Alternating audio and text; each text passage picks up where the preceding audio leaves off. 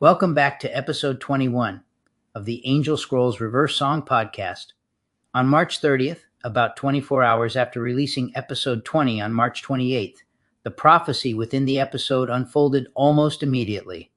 The Pope issued a major public statement declaring that Christians should not attempt to justify war, echoing the very themes discussed in the podcast. I've often noted how time-sensitive these reverse songs can be, and how their messages frequently align with breaking news. Today was another striking example. Nearly everything I spoke about in the episode appeared on CNN shortly afterward, including my mention of CNN as one of the most reliable news sources. I received word only minutes before the article went live, so I was ready to record the segment. What follows is about 5 minutes of that real-time coverage. Brief outline of what CNN covered about the Pope's announcement. 1.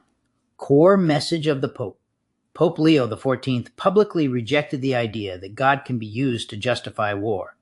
He emphasized that Jesus is the King of Peace and that God does not listen to the prayers of those who wage war.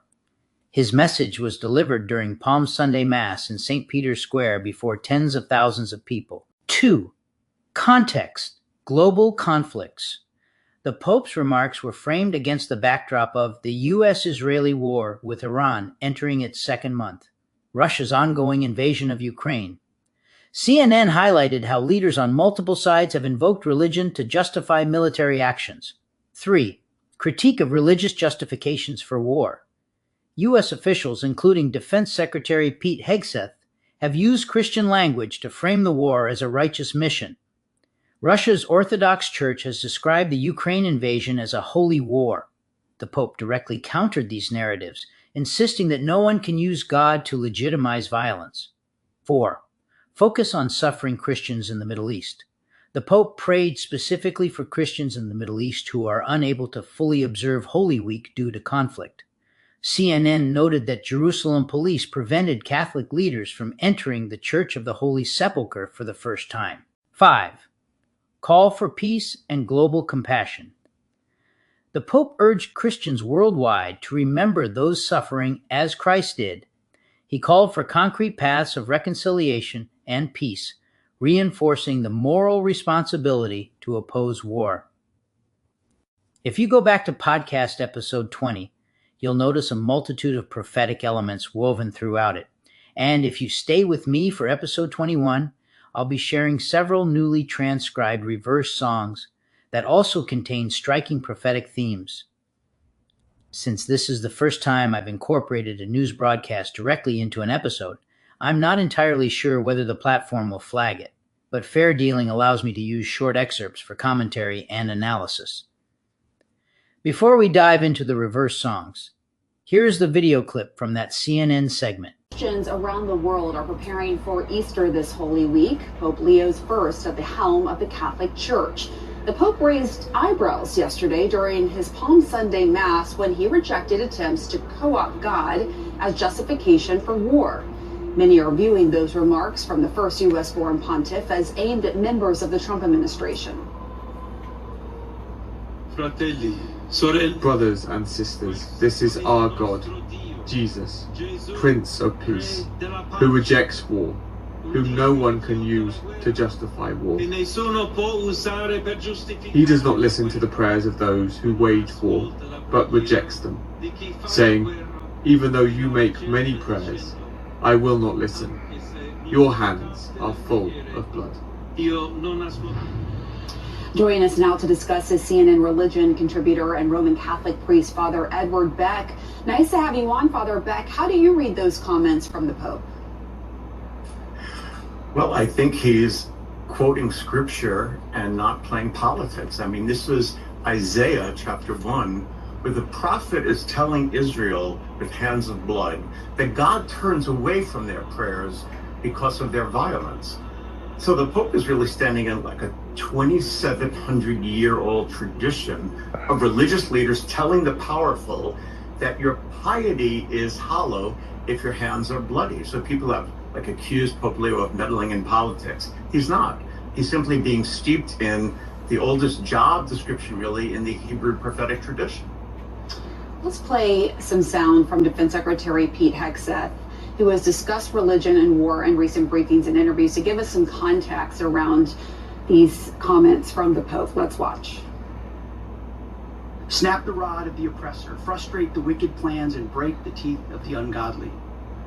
By the blast of your anger, let the evil perish. Blessed be the Lord, my rock, who trains my hands for war and my fingers for battle.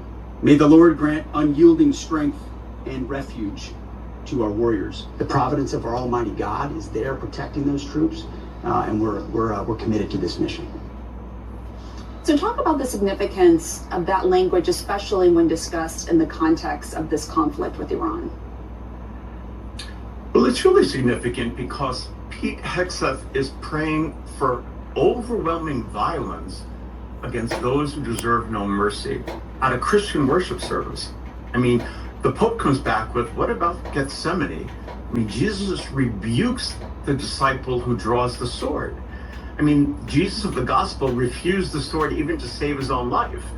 So I think one of the positions here is actually rooted in the New Testament, and the other one is Christian nationalism, which in my opinion is a contradiction in terms. So I think it's really very interesting that the two are pitted against each other, and the Pope is kind of taking it on, heads on.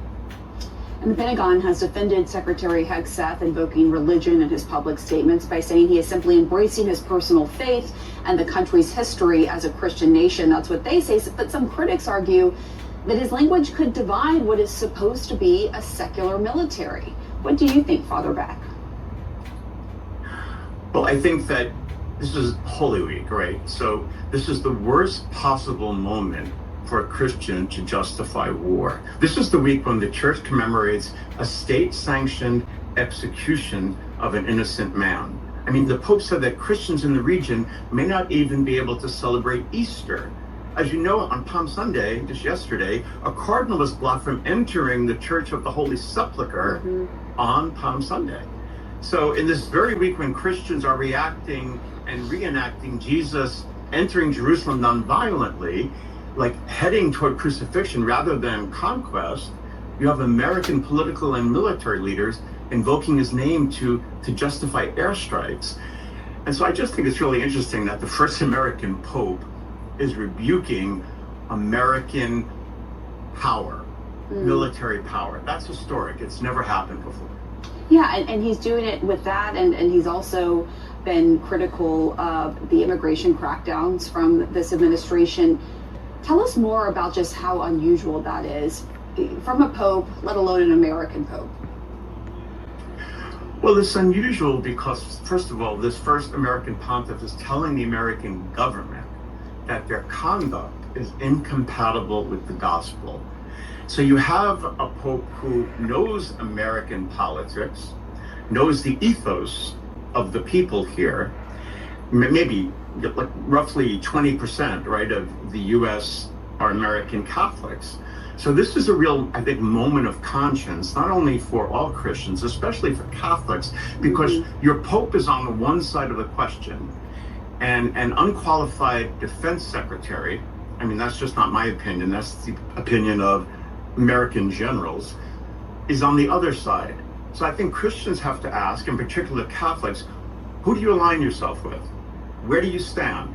Do you accept the Pope saying Jesus is nonviolent, this war is immoral, or do you look at people who really are having very difficult, I think, issues with trying to allow Christian scriptures to justify their positions?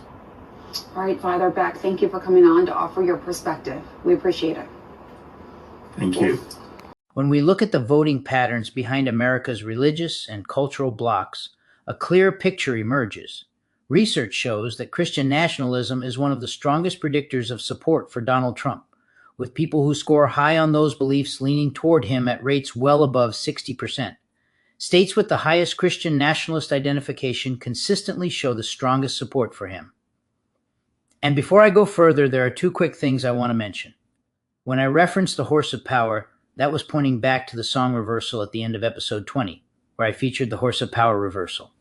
That message ties directly into themes of authority and influence that keep resurfacing.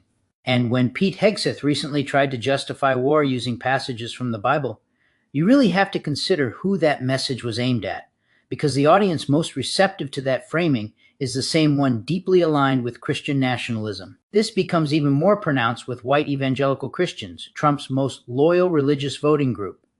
Roughly 2/3 of white evangelicals fall into the Christian nationalist category, and historically about 3/4 of them vote for him.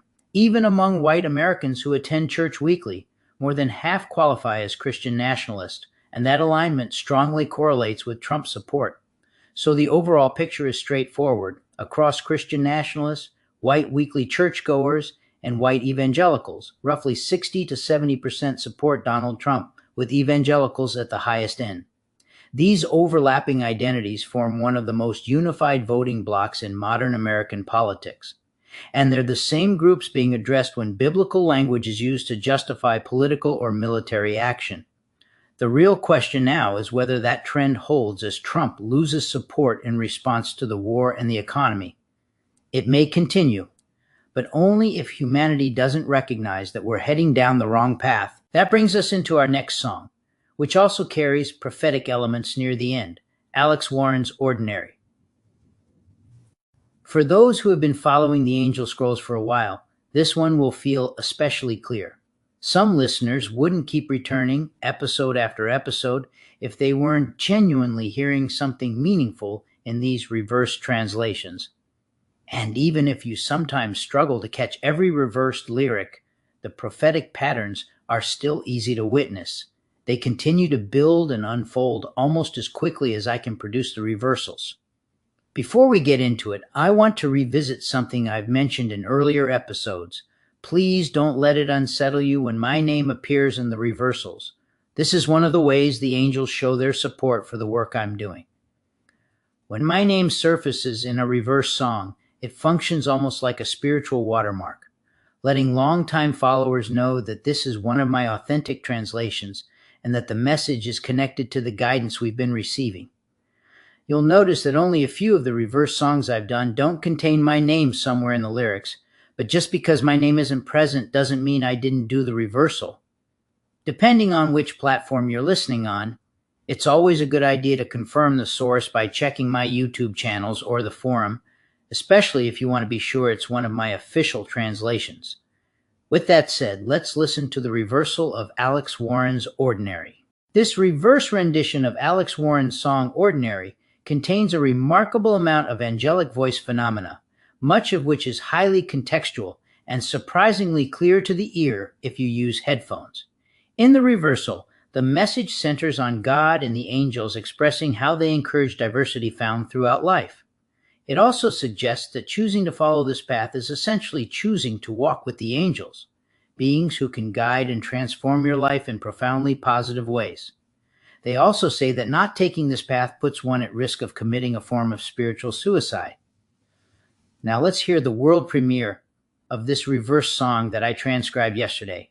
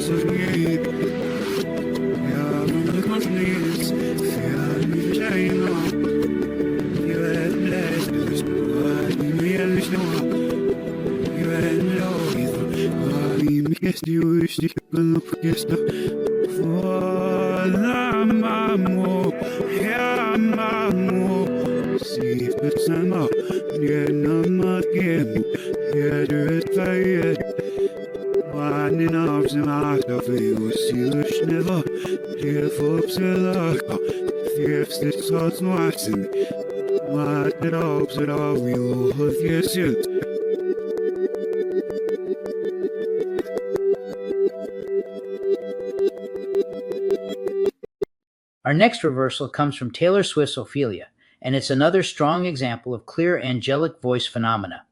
Once again, near the end of the reversal, they speak directly about their disapproval of the war.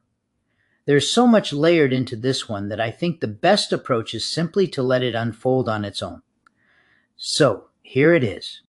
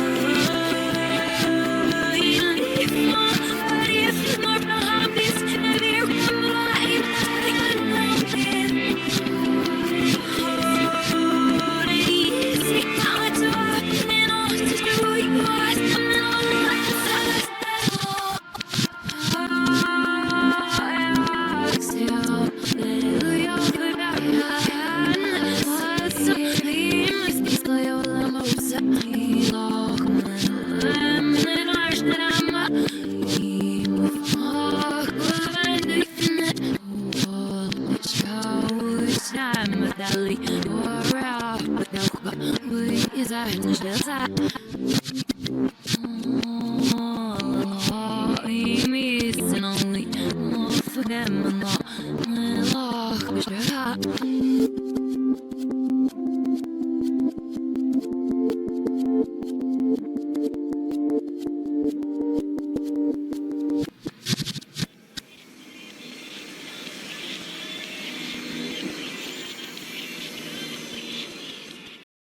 Our next reversal comes from Katy Perry's Bandaids, and the message within it feels especially timely given everything unfolding in the Middle East right now. The angels speak with a clarity that's hard to ignore. They begin by affirming that God treasures the work they've been assigned, and that the guidance coming through these reversals is part of that mission. They acknowledge the effort, the persistence, and the willingness to follow God's hand when help is needed most. From there, the message widens into something deeply relevant to the world's current suffering. The angels talk about how prayer brings God's vision into the chaos we're witnessing, and how humanity is being offered a gift from heaven while trying to save a world caught in conflict. They point out that many people avoid the very perspectives that could help heal the earth, even as we move through an era marked by plagues, violence, and the breaking point of enough. The reversal also speaks about how chaos can distort the news, fuel rivalry, and push people toward blaming or harming one another. Yet the angels insist that God continues to work through those who are willing to see clearly. They describe this song as one that favors the angels, revealing God's effort to reverse the darker forces shaping the future. And they remind us that those who stay aligned with the angels will eventually negotiate toward reversing these destructive events. Negotiation, they say, is woven into God's creation. It is never absent. The message then shifts to a more personal tone. God cannot remain silent forever, especially when humanity is moving through speechless summers, times when people feel voiceless, exhausted, or overwhelmed. The angels urge us to see what is right, to recognize the emotions that steer us away from harm, and to understand that the past holds answers we've been hearing all along. Finally, the reversal confronts the reality of ongoing violence. It asks why murder is allowed to continue, why order is collapsing, and how long people can endure before asking, who is next? It's a sobering reminder of the human cost of war, any war, and a call to reflect deeply on the suffering of innocent people caught in the middle. With that context in mind, here is the reversal of Katy Perry's Bandaids.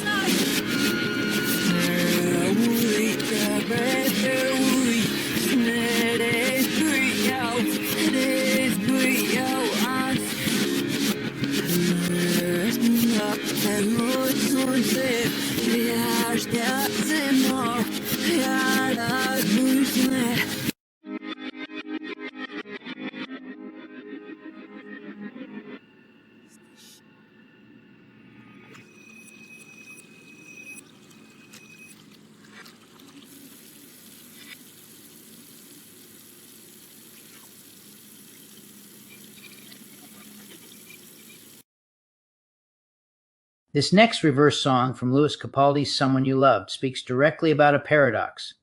But before we get into the meaning behind the reverse lyrics, I want to highlight the significance of what happened today in the news clip from the Pope. It's remarkable, almost uncanny, that his speech came just one day after I posted episode 20, which dealt with the very themes he addressed. And just as striking is how the previous reversal seemed to acknowledge that help was coming from God, or through the Pope speaking on behalf of Christians, challenging the moral framing of the war in a way we haven't seen expressed so clearly before. That alone creates a kind of spiritual momentum, a streaming force, that may help shift how Christians interpret Scripture when it comes to justifying conflict. Now, when we step into the paradox mentioned in this reversal, we have to look at what the angels might be pointing to. On one side, the United States and Israel justified military action against Iran because Iranian leaders have spoken about wanting to eliminate Israel and the U.S. from the map, an alarming and unacceptable statement by any measure. Yet the response to that threat has involved actions that mirror the very destruction they condemn. This is where the paradox emerges, the belief that attacking first is the right thing to do, even though the behavior resembles the same aggression they say they are trying to prevent. It's like saying, we must stop you from burning down our house, so we'll burn down yours first. From the inside, it feels like protection. From the outside, it looks like the same act of destruction. That tension, the moral contradiction between intention and action, is the paradox the angels seem to be drawing our attention to. So let's hear the final song reversal for this episode. Tragedy Paradox.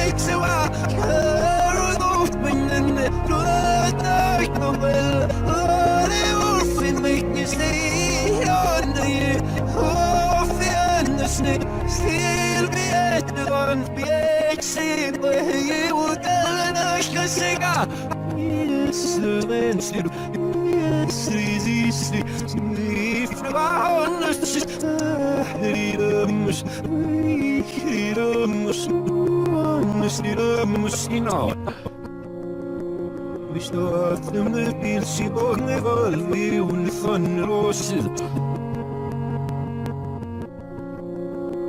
Vi snarste noen til de for massen uten å noe. Jeg var snippet så i rekken ikke var her og åpnende. Nå er det vel, og det var for mye stil, og det var fjernestnitt. Stil vi etter vann, vi med ånden, jeg var galen og ikke sikker. Yes, ventil, yes, resisti. Lidamos, lidamos, lidamos, lidamos, inna. Vi ser univers, det var åkeliven i fannråsen. Vi er slåen til de for massen uten å noe.